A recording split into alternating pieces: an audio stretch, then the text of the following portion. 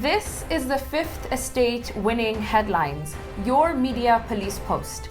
In this segment, we summarize some of the headlines that you might have missed this morning.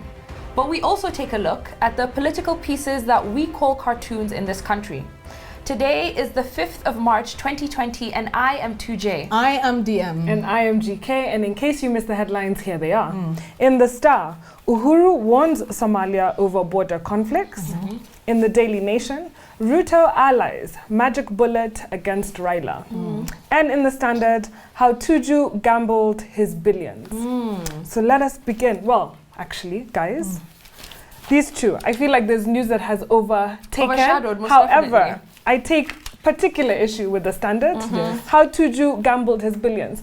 Firstly, why is it our business? Right? Secondly, this is what entrepreneurs do. They gamble. They take risks. That's risks. how they got where they got. But the other issue I take with the article in particular is that it was an article in condemnation of Tuju. They actually called him greedy. Yeah. And by the way, he's a man who is recuperating. And right exactly, now. I think that's the most distasteful thing about this headline. Way to hit a man when he's already down, he's already recovering. So his family, not knowing, how their father is faring or worried about how their father is faring, then have to come and see a headline discussing the things that he did as a businessman, as an entrepreneur. I think we flush it down the toilet actually. for the first time, I think we're flushing. Yes. Thank you. So we think that today's news have been actually overtaken. In light of Kinei's murder now. So DCI Kinoti came out this afternoon, gave a statement saying it wasn't suicide. Yes. It was actually murder. And he gave us a few facts actually. But so I don't know whether we should begin with the timeline of the things that we know. In fact, so now that it's the winning headlines, we can anticipate what the headlines will be tomorrow based on what DCI Kinoti said. There we go. We think the Standard will be elegant as usual and say murder most foul. The Nation, 23 minutes, Ruto was wrong. The magic word has to be there. And the Star, as usual, will give us a lengthy one. Kinoti has said Kinei's death is murder, not a suicide, as earlier claimed yesterday in the other newspaper.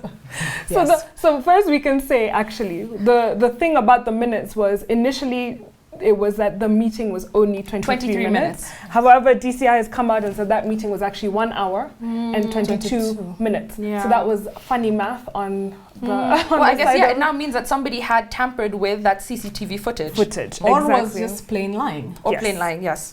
So we do know that, for instance, there was phones that were cleaned. So his phone actually was swiped. Phone records, so the question is, where was the phone swiped from? Was it swiped from Safaricom? Was it done just on the phone?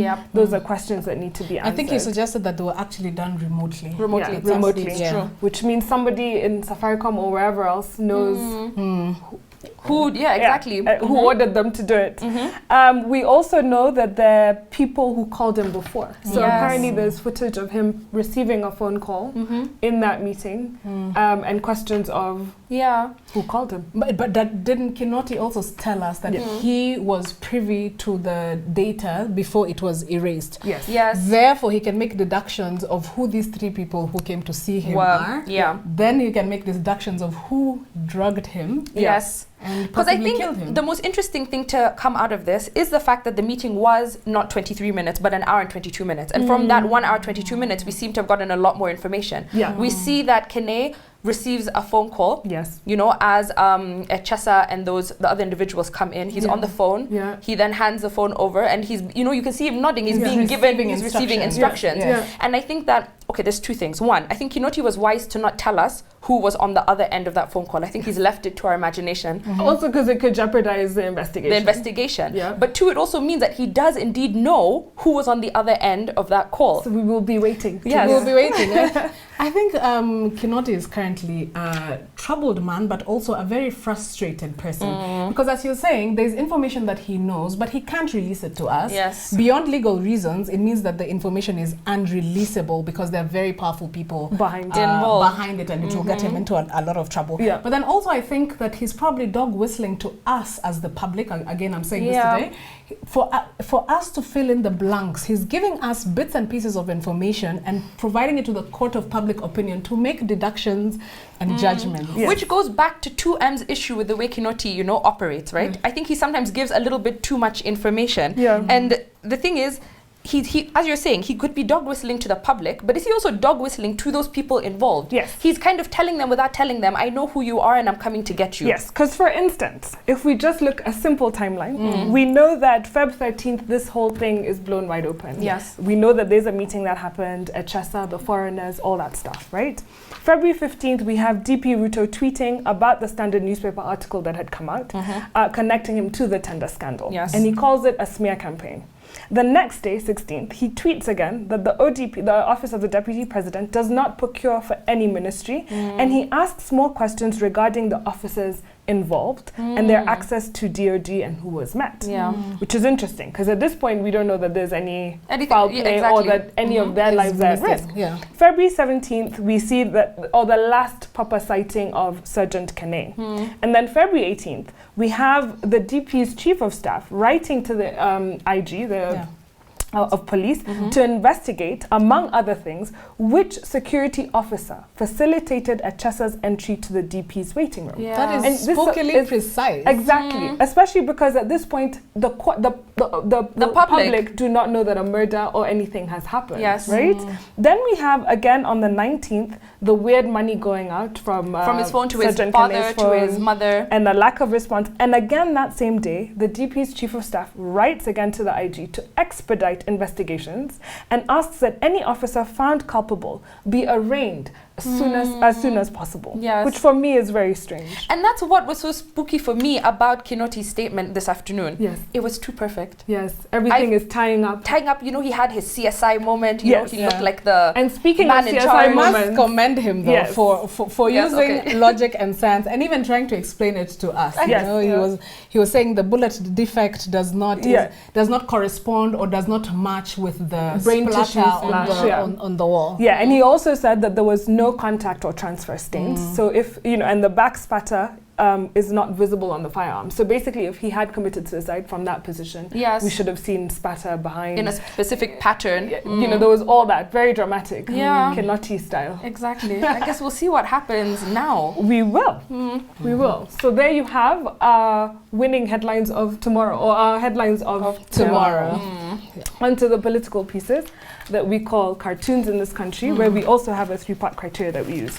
We ask ourselves whether it is humorous or dry, whether it is satirical or pessimistic, and whether it is effective or just plain lazy. Can already declare this one dry. Gado has drawn a comic strip, or the top part of it says coronavirus, and you can see travelers presumably at a line at the airport, and they have masks on. And then the bottom part of the comic strip, it says corruptor virus, and you can see the various corrupt animals that it usually depicts, and they have masks on.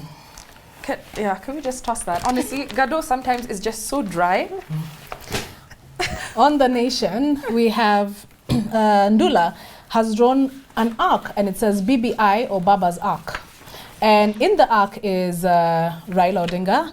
Outside the arc, presumably getting ready to get into it, is Baba Owino with a smoking gun, Sonko in his sunglasses, and a big fat pig. And there's also a slithering snake making its way into the arc. And it says there, and they went in 2 by 2. This BBI has become a redeeming factor for all the all the animals who are going to go in. And you see the cartoon, there's rain coming, so he's telling us that Raila is telling them, come in, if you're left outside, you will be drowned in the flood. Yeah. So that is a safe area. Yeah. Interesting. And then in the Star, we have a football setting. We have Kinoti and Haji, who are players, with a ball written cases there, and the goalkeeper is a judge, and the dog there is our public defenders. Now they look like they are in the same team, given their uniform, but they are fighting. Yeah. So the judge is perplexed because are you going to kick the ball here or not? but they're there tussling. Considering that their job is to work together. You know, one is to collect the evidence, and then the other is supposed to see if it's sufficient to then take it to court. And they seem to be working at odds, especially with the Manduku incident. Absolutely. I think I like this cartoon. It's really a true depiction of if these people are working at cross purposes, then how can they serve as our public defenders? Most definitely. So shall we give it our winning cartoon, guys? Oh yes, let's do that. There you have it. Ozone from the Start gives us our winning cartoon. What is our final thought? And now our final thought, in continuation with looking at some of the political strategy that exists across the globe. And so today we're going to take it east, and we're going to look at North Korea as a country and look at their foreign policy decisions. So North Korea, has a long history of self-isolation, even before the country was divided into the North and the South in the 20th century. So it starts with the Joseon dynasty, which ruled Korea from the 14th to the 20th century. It kept the country isolated from the outside world as a way to fend off foreign invasions, and out of a belief of the superiority of the Confucian beliefs.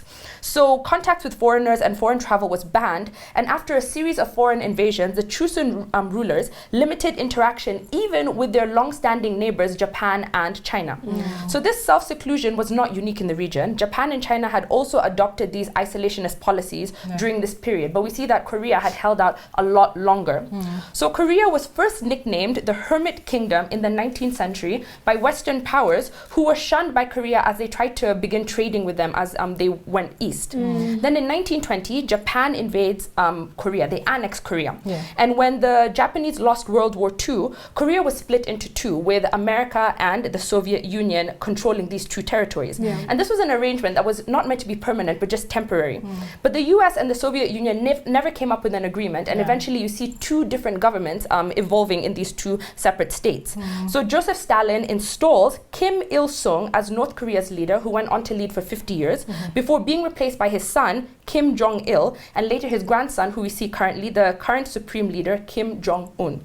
So according to some historians, North Korea is a society it has a permanent siege mentality, and it has lived under a constant threat of war since the 1950s. As a result, Kim Il-sung developed this theory of self-reliance, which is called Junse in Korean. That means the country's official ideology is that of three principles: political independence, economic self-reliance, and military autonomy. So this political stance has caused North Korea to become a true hermit kingdom, because this theory of Junse places upon them this lack of cooperation with outsiders. So the question has always been, when will North Korea open up, and if so, how? And so previously it hasn't happened because the outside world has known very little about North Korean leaders and how they think.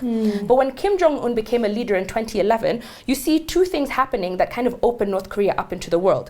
The first thing is that South Korea has a more liberal president who says that he wants to reconcile and create better relations with North Korea. And the second thing is Donald Trump himself, right? So previous commanders-in-chief had wanted to keep a very separatist relationship with North Korea before guarantees could be had.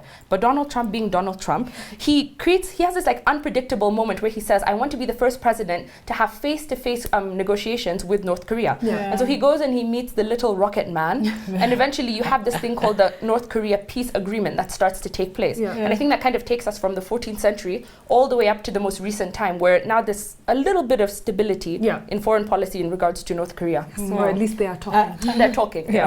Keyword is a little bit. A little bit. Now that you mentioned Trump, of course it had to be Trump, because he really doesn't care about public opinion. I mean, many Americans were appalled, not just because of the frosty relationships that they have had since 1945, or dating way back. Also because Kim Jong-un's regime is seen as very brutal. Well, in 2018, when Trump met him, he came back to America and said, you know what? I have fallen in love with him. In fact, Kim Jong-un has written me very, and I quote, lovely letters. So this is a guy that doesn't care. But then the tiff between America and North Korea has always been premised on nuclear. Or the development of nuclear weapons by North Korea. And what it has become now, if you look at the timeline between the relationship between America and North Korea. It's less like a linear timeline, it's more like a cycle. Because the things that they were doing, let's just have a brief look at some of the points that are very similar to what is happening right now. In 1992, North Korea and South Korea, under America, agreed to denuclearize the Korean Peninsula.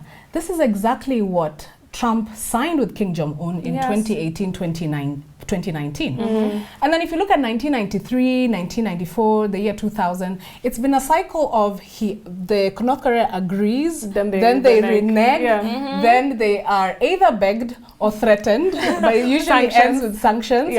And then they agree again and renege. It's exactly the same. And it's exactly the same. Now, Donald Trump is actually the first American president, sitting American president, to meet with a North Korean leader.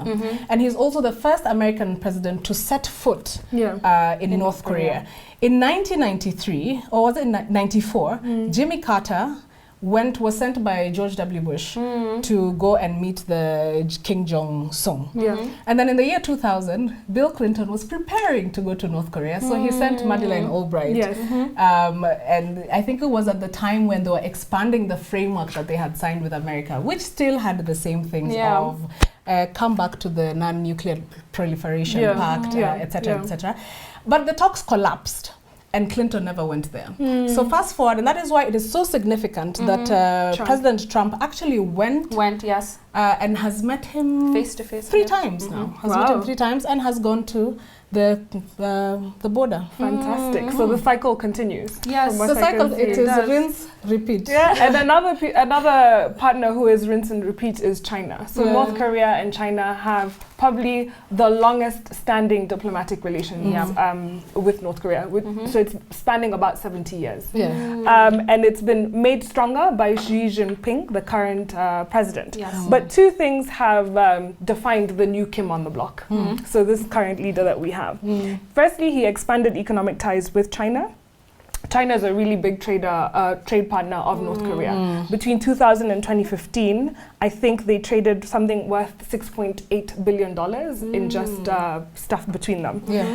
But also the second thing he does is that he has formed economic policies that have opened North Korea up to the world just a little bit more. They're open to more ideas, same haircuts, but new ideas and all that stuff. But the 2 things then he did that have pushed the envelope a little bit with China is that he refused to listen to Xi Jinping when Xi Jinping said you cannot test nuclear weapons in 2012. And this ended up in UN sanctions, and China also voted. So China has usually sided with North Korea, and they usually tell the world allies, you guys don't go too hard on them. I'll deal with them. So they've been a key ally in that way. However, and then in 2013, Kim Jong-un execute his uncle through marriage. And it was very strange that he would do this. But the reason why this makes China mad is because the uncle was actually a key person in dealing with the Chinese regime. And so he was killed because he was getting too big for his boots. And when he went to China, he was treated like the supreme leader. And Kim did not like that. So when he comes back, he's executed. Classic. And he's charged with foreign business dealings. They don't explicitly say the Chinese, but we can read into that. And they accuse him of accruing huge debts. Now, if they kill him, they take away the chance of him repaying the debt. Exactly. Imagine being executed because you couldn't pay your debts, right? But in a nutshell, though, China and North Korea go way back. China has as much to gain from North Korea's isolation because China uses North Korea as a bargaining chip. So China often tells the US, let me talk to North Korea. Don't sanction them, I'll deal with them. But they're benefiting economically, but also they're benefiting from that leverage. So they're able to say, middleman. Yes. And the biggest fear China actually has is that North Korea's, the regime would collapse. Because if the regime collapses, the amount of refugees that would go into China are in the hundreds of thousands.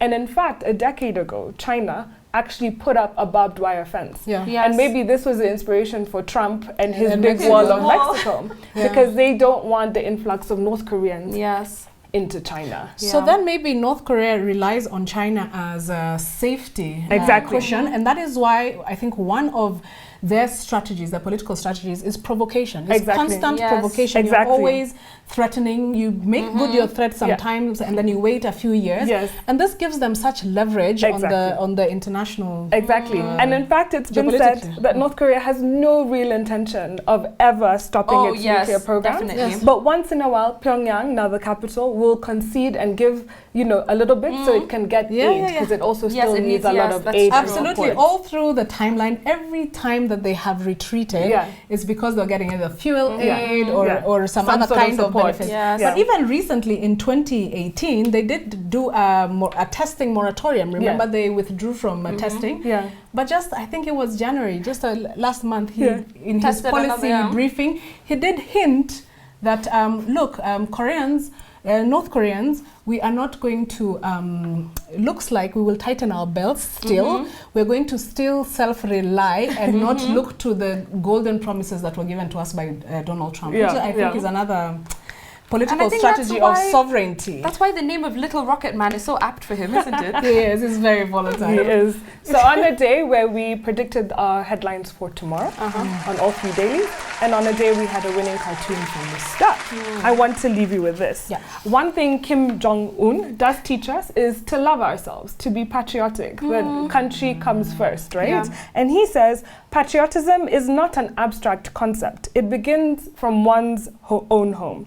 It buds out from the love for one's parents, one's spouses, one's children, and this further develops into love for one's country. But not one's uncle. But not one's uncle, who he executed.